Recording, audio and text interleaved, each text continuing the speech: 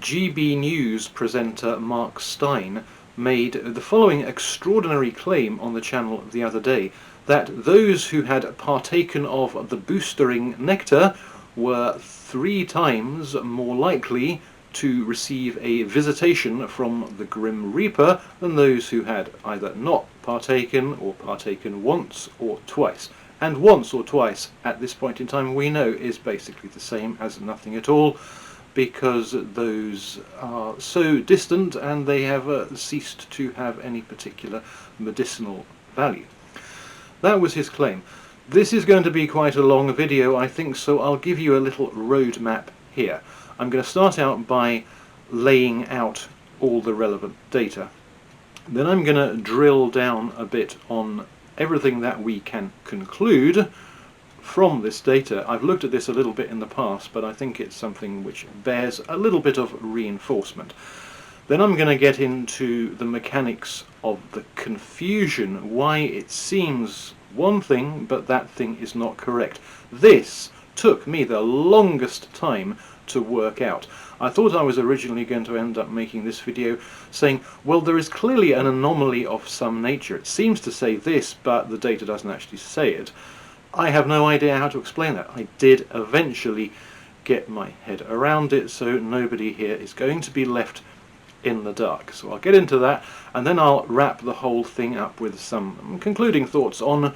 I mean, I'm not suggesting that Mark Steyn was actually trying to spread fake news. I think he just genuinely got things wrong. But I'll make the point of why it really is, even if it can appear advantageous in certain senses, to certain ends, is never a good idea to spread fake news. And while I'm in administrational mode here, I'll say don't forget to like the video. They do say it's helpful with the algorithm, whatever that means. If you don't like the video, you can always click your like off at the end. But if I leave it to the end to say that, nobody will be watching the video and it'll be a complete waste of time. Anyway, this was the reaction to what Mark Steyn said from a former statistician from the Office of National Statistics.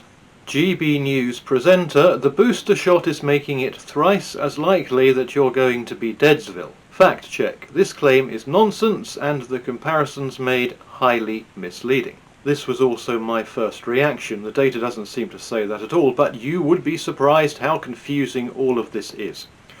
I'm not going to include any video clips in this video because that might be illegal on YouTube given the nature of what Mark Steyn was saying. However, I have put a link to a Twitter thread in the description underneath this video, and that includes all the relevant video clips if you want to have a look at what he was saying. So this is Mark Steyn's case.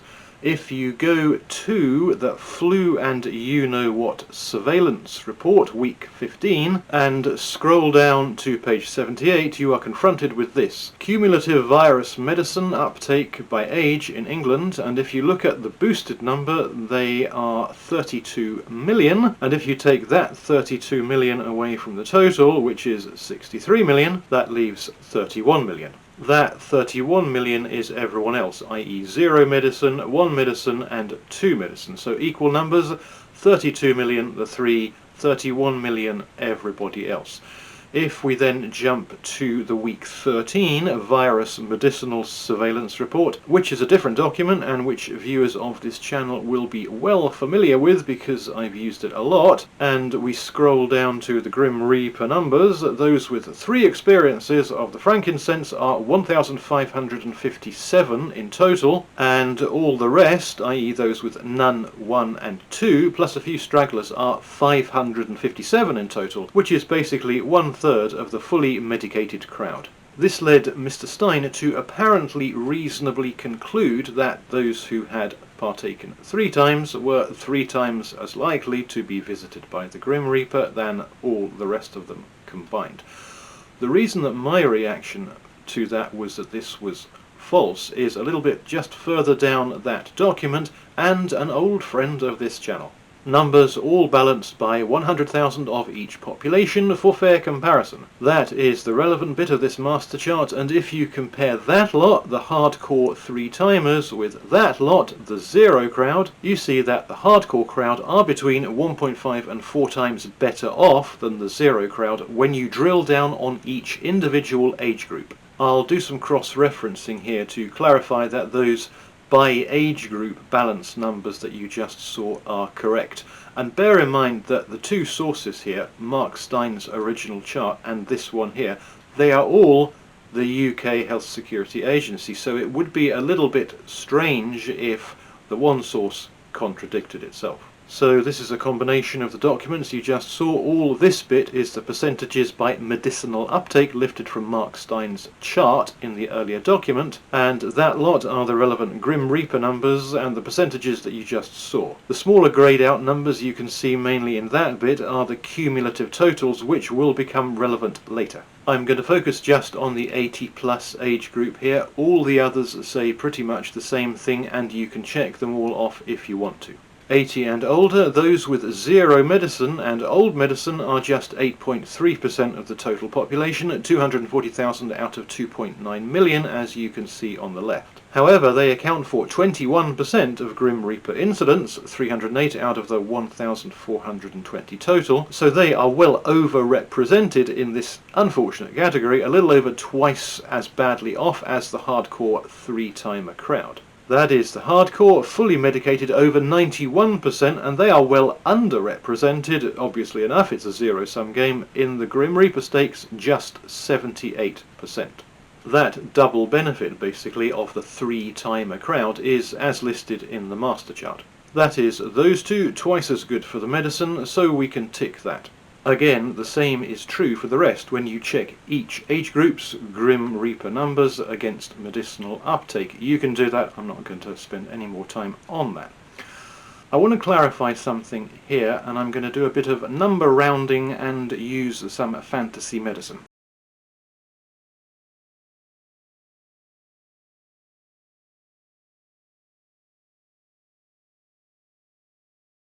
So we've got a population, for example, where 9 people out of 10 have taken the magic Mars bar medicine, and 1 person in 10, so 10%, hasn't taken it. Then you've got some dead people, of whom 75% have taken the magic Mars bar medicine, and 25% haven't. Here's a visual look at that. 90% fully topped up with the MMM, 10% not at all. Switch to those who have shuffled off this mortal coil, and the medicated crowd, those who have fully partaken, is now smaller, and the unmedicated crowd is bigger. Back to back, unmedicated folks overall, unmedicated Grim Reapers, quite a few more. Medicated folks overall, and medicated Grim Reapers, somewhat fewer.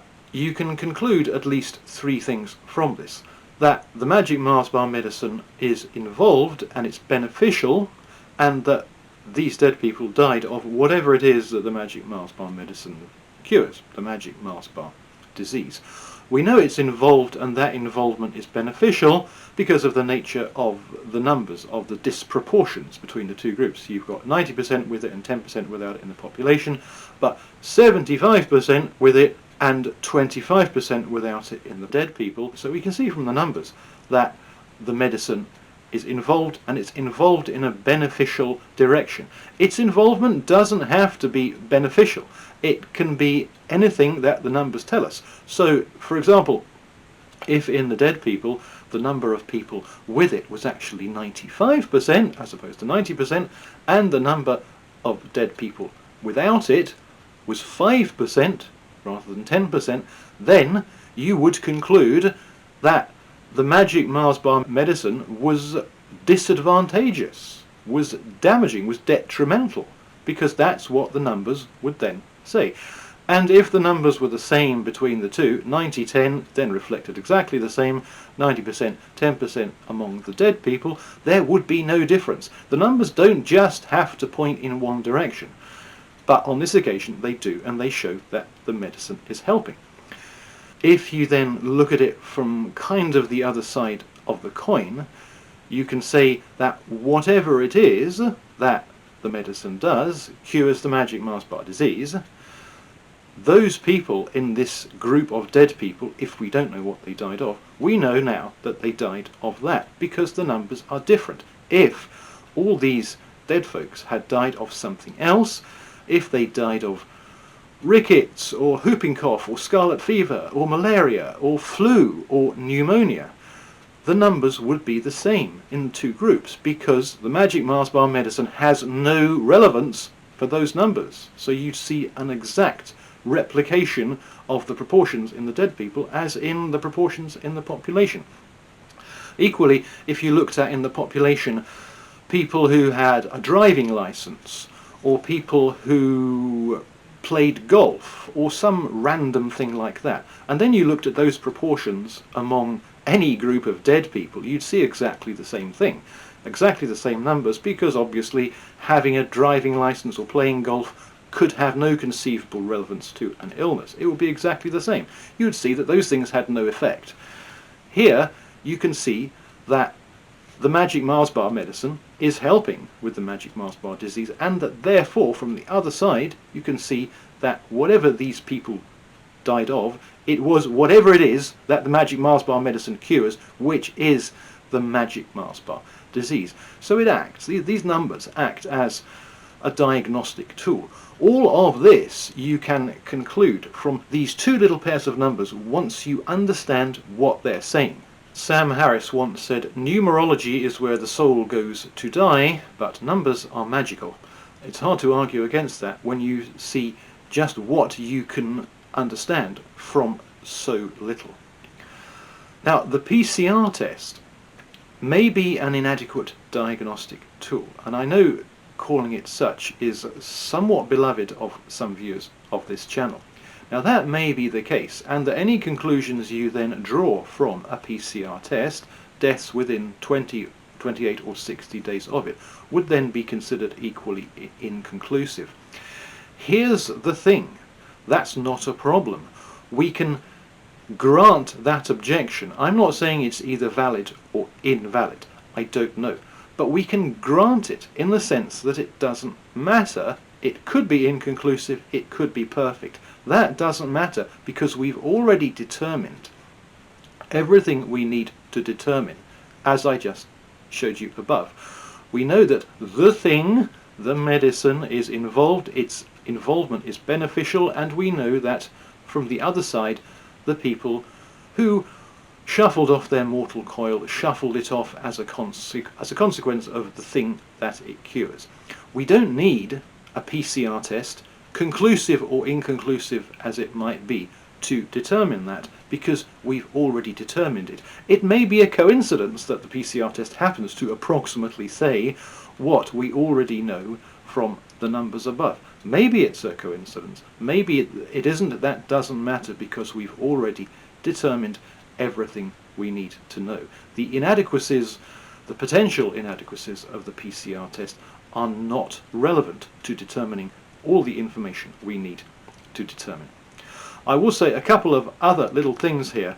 All of this relates to the efficacy of the medicine in terms of doing what it says it does on the tin. None of this relates to issues of side effects weeks, months, years down the line, or whatever, after taking the medicine. These are two entirely different discussions, and the fact that the medicine does, to a degree, what it says on the tin doesn't mean that there are no side effects, and the fact that it doesn't do what it says on the tin doesn't mean there are no there are side effects.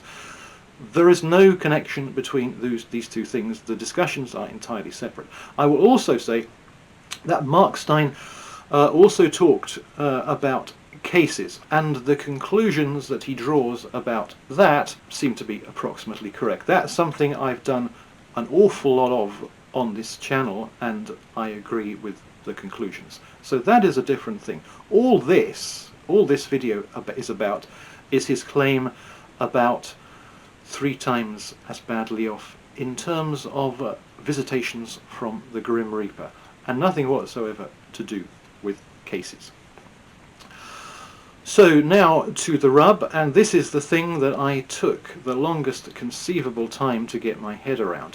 Why does it appear from one look at the statistics that those with the gold and the frankincense, but also the myrrh, are 3 times worse off, where in actual fact it's the case that they are around 2, 3, 4 times approximately better off.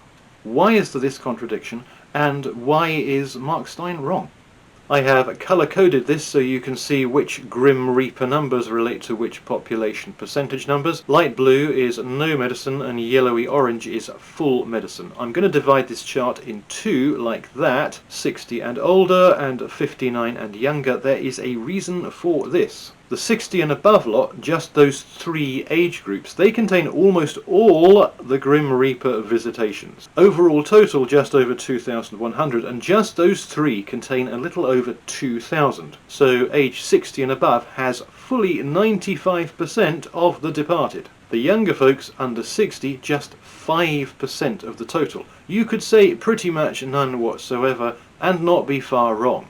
Except, of course, they can lose their senses of taste and smell and probably never get them back.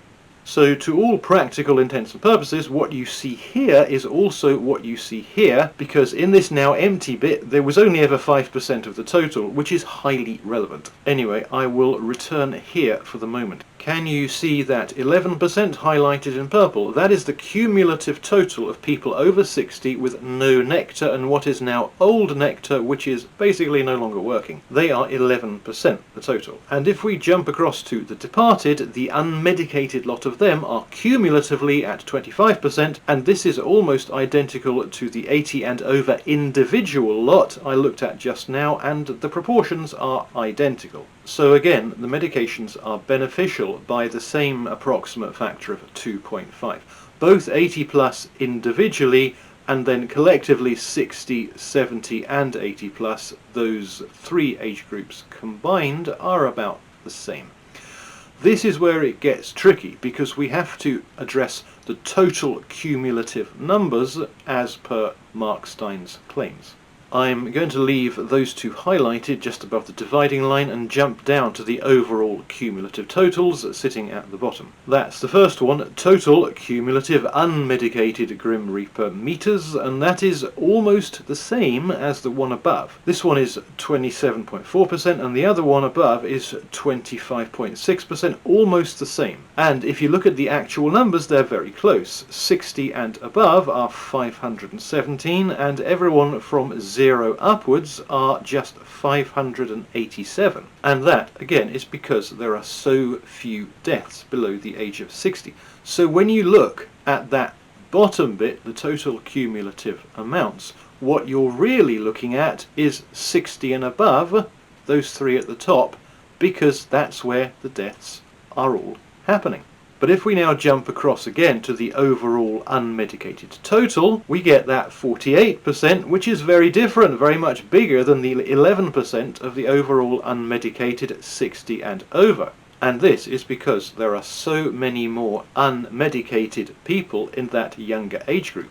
So while the death numbers at 59 and below don't really change, the unmedicated numbers in that age group change radically and skew everything. So now when you compare these 2, you're comparing apples to apples, 60 and over deaths to 60 and over unmedicated population. But when you do the overall comparison, which is that one at the bottom, it looks like the same apples to apples because it's the same right to left horizontal, but it's not, because those 59 and under deaths really aren't there. What you're really doing is that, comparing 60 and over deaths only to the unmedicated overall total. So this is how things are essentially in reality. You've got 517 unmedicated deaths out of a total population of 1.7 million, and 1,501 medicated deaths, 3 times as many, but out of a total population which is way bigger, i.e. just under 13 million. So medication good by a factor of 2.5.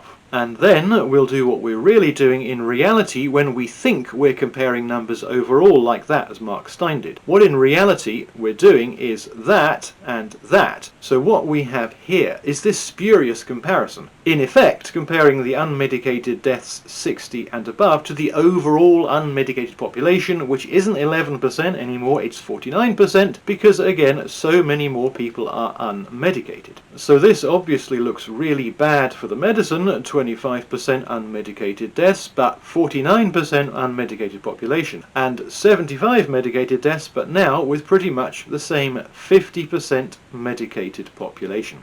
This is what Mark Steyn saw, and it's a consequence of all the deaths being in the 60 and over age group and comparing them then to the radically altered medicated and unmedicated younger population sizes.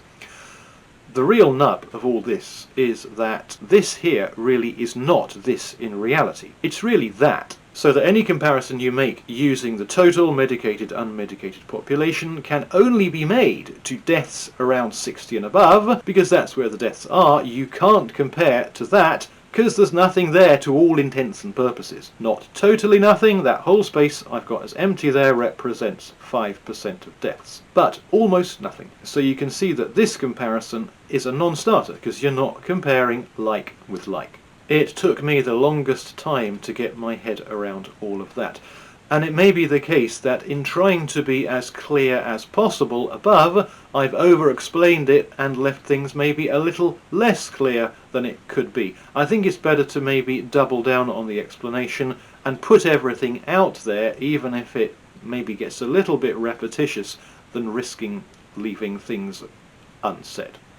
And for what it's worth, I have to say, I think that ONS statistician made a complete pig's ear of his explanation. I didn't find it remotely helpful. Just this bit here.